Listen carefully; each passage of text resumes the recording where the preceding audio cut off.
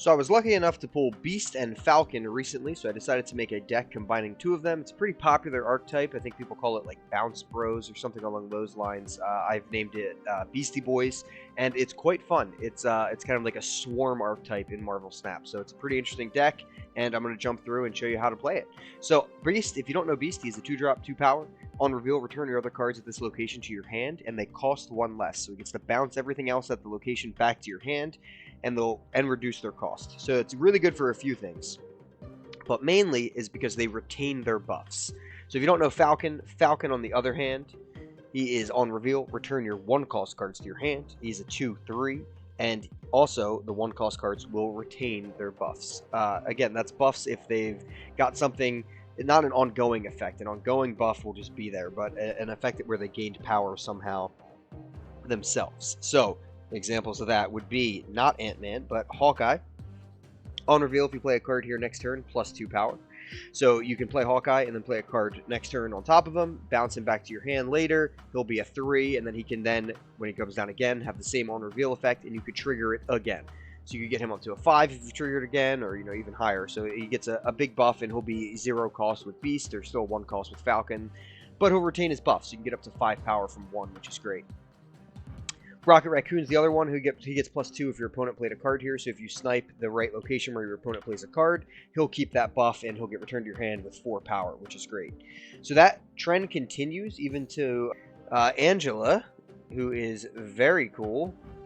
She essentially, when you play a card here, +2 power, so you can essentially have her down, give her a bunch of power, bounce things from that location, and then play more things on top of her, giving her even additional power. So you can get her to some pretty crazy high power. The Collector is very fun because he gets +1 anytime something enters your hand, except from your deck, which is really fun because you will bounce things back to your hand with Beast and with Falcon, so he'll get pretty big as well.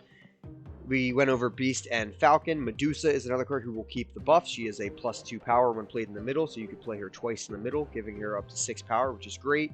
Maria Hill is a pull 4 card. You don't really need her, but she's very good, just adding a random 1-cost card to your hand, giving you a little bit extra hand power. Sentinel's in here for the same reason. You just want to be able to have enough things to play, and you'll notice you have nothing above a 3-drop. So we end with Bishop, since we're going to be playing things, even playing things maybe multiple times in a turn. We want to have Bishop here so he can gain a lot of power, and then Wolfsbane is the last piece. She will gain a ton of power, but you can bounce her back to your hand, she'll keep that buff, and you can play her again. Really, really strong there. So as you notice, there's nothing above a 3, so we need to have a good hand, generation effect. I just am using Maria Hill and Sentinel, but since we're bouncing things back to our hand, we'll also have those things to play again. Typically, you won't run into a problem where you don't have anything to play. Maybe on the very last turn, you won't have to use all your mana, so there is some other options you can play at like 3 or 4 if you want to add a couple higher cost things, but the main point of this deck is to keep it low. That lets you be able to swing to any location you need to and try to win that. So you don't have any like blowout potential, you're going to just absolutely murder a location with something like Infinite with 20 power, anything like that. But you have a lot of options to be able to swing to certain locations on the flip of a dime. You can just easily switch to a different location and after bouncing things back to your hand, and then you can really swing that and just dominate a location very quickly because you can play 3 to 4 cards in a turn. Even on turn 5, you can play 3 to 4 cards sometimes with Beast, and that lets you just easily win a location. So I am going to jump into some gameplay as always. If you guys enjoyed the breakdown so far, enjoyed the deck, and you're going to take off here, enjoy it. Let me know how it goes. Let me know what other Beast Falcon decks you're playing.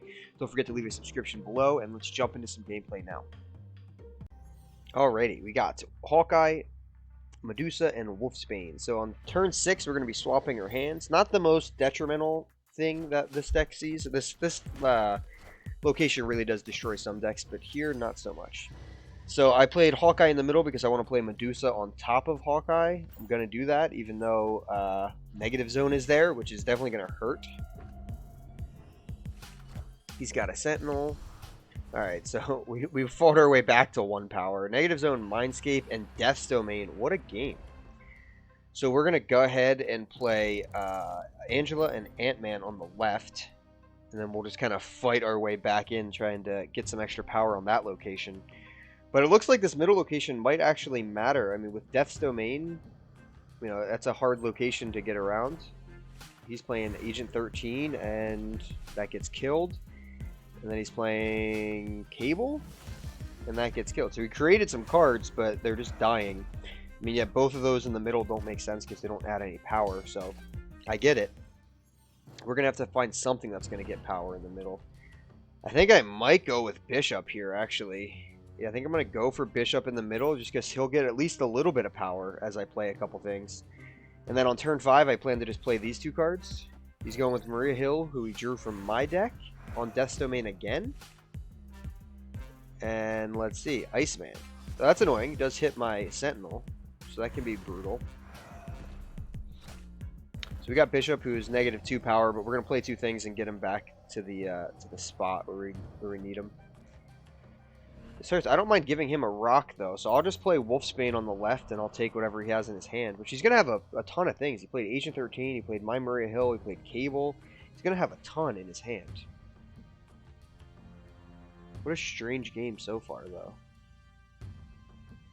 Bishop's a weird play right now, but I'm anticipating I can at least play a couple things on my last turn to try to get Bishop some extra power. But it's a tough risk because it really just depends on what he has in his deck. So he gives me Titania, which is annoying because now I can't play anything here. So I can only play things on Death's Domain and on this left location. But I know what he's getting. So I'm revealing first, so I can reveal... What a strange first game for this video. Very odd. I was going to play Falcon, I believe. Falcon would have been weird, but it would have returned Titania to my hand, which means he wouldn't have gotten control back of it. And I was going to play Falcon on the left and then just flood things on the right to die from Death's Domain to boost up Bishop.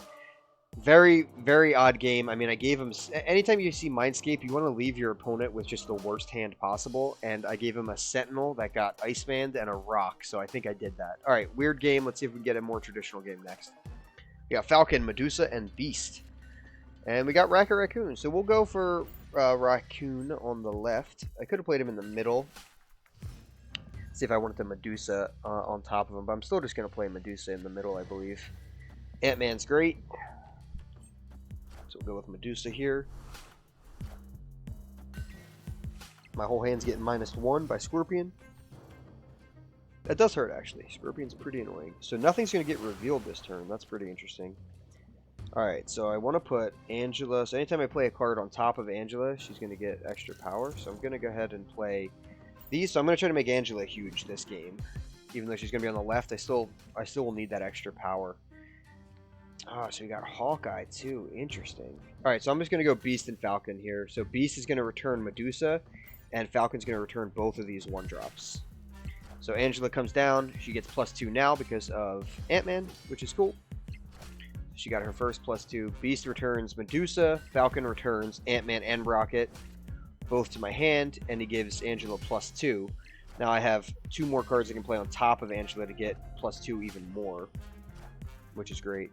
He's got Moon Girl, so maybe he's doing a dinosaur type of thing. But we have a pretty good hand here, so we know he's going to play something here, so we can do Medusa, Rocket, and Wolfsbane. And Medusa, you saw, kept her 4 power, which is cool. So he went with Lizard, which is good for us. Another Lizard, which is very good for us. There's a lot of reduced power. So Medusa comes in. She gets up to 6 power now because of that. Rocket gets replayed, gets his buff. Wolfsbane comes in last, which is a key card for a deck because 7 power for 3 mana is really strong. And we're on to the final turn. So Collector is kind of too little too late at this point. He's not really going to do a whole lot. But I will throw down Ant-Man and the Collector on the left, so at least I'll get some power. And then I'll just kind of throw away Hawkeye on the right. He's only playing 1 card on Nidavellir, so I don't know if I'll have enough power, but we got to see what it is. Hawkeye will technically win the right location. Alright, so he's copying cards. So he copied Ant-Man, and Hawkeye's a tie. So yeah, I guess this is not a terrible leader counter deck because, you know, we just kind of play a bunch of junk, and it doesn't always work out. But yeah, he you know, copied Ant-Man and Hawkeye, right side tied. Even if he would have pushed the win on the left, I think we would have won on tiebreaker through the middle. So looks good. That's a very more standard version of the deck, standard play compared to the last game. Medusa came in, got her buff twice. Falcon let us readjust and put cards where we need to. Angela got a lot of extra power, so that felt really good. Let's try to get one more. We got Falcon, Wolfsbane, and Bishop, and Maria Hill. So no 1-drop. Got to be careful. Necrocia's out. So we're going to get -2 power on the left. And Murder World is in the middle. Some very, very promising locations. I'm just going to go with Maria Hill. She or Collector are fine. If you don't have Maria Hill, just replace her with like Star-Lord. He's really good for this deck as well. Alright, ongoing effects are going to be disabled there. On turn 3, when I have a decently cheap curve, which should be always, and I still have all those 1-drops in my hand, I want to play Bishop. Bishop, getting him out early is good. Now I can continuously buff him for the rest of the game, which will be really nice. So I'm guessing he's going to play something with next to Lockjaw. Although, yeah, Lockjaw is not an ongoing card. I thought he could have been. I'm going to play Rocket to get the buff there, which will be good. And then I'm going to play Wolfsbane on top. Actually, you know what? I think I'll go with Collector, and then I'm going to go with Hawkeye here. So let's see what he's got. So I got Rocket. We'll get the buff, which is nice. We're going to try to trigger that twice this game. Collector comes out. Hawkeye's here. You'll see. So Bishop got +3 power and all that. Yondu kills Angela, which does hurt. And we'll see what he turns into. He just turns himself into Agent 13, which isn't the worst. Iceman hits the card that Maria Hill created, which isn't terrible. And White Tiger comes out to play on top of Lockjaw. So we got a little bit of work to do, but it's not too bad. Alright, so I'm going to play Wolfsbane here, so she's going to get a massive buff. And then I'm going to play Beast. I think that's our best bet here, and you'll see we'll be able to swing any location we want after this pretty easily. So I might have to play something on the right still. I might have to play something on the left. We're going to see what we have to do, but we're going to be able to adjust however we need to. So I played 2 cards, so Bishop's going to get +2, and everything's going to return to my hand with 0 or -1 cost. So he played Spider-Woman middle, which I think is great. I think now I can adjust and try to swing to the left and win that location. He could play something on the right that could cause me to lose that as well. So I do want to cover my bases and play Ant-Man on the right. Everything's going to have -2 power, actually, on the left here. So I do need to be careful. So Ant-Man might go to the left with, let's say, Hawkeye. Then I can play our boy the Nightcrawler, Wolfsbane here, and Collector there. So I could do something like that. They'll all have...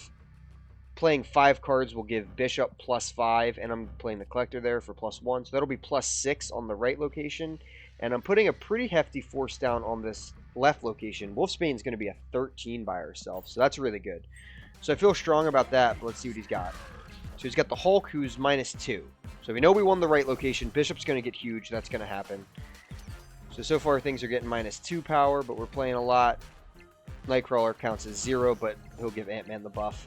But Wolfsbane comes down and triggers her own ability again, giving her a 13 power, 11 total.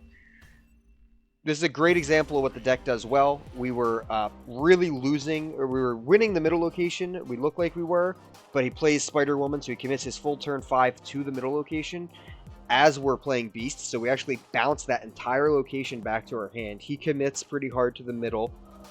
We adjust, and we say, okay, let's try to win the left instead, as Bishop himself just holds down the right lane. You see all these Bishop buffs. I played so many cards. Bishop just got huge by himself.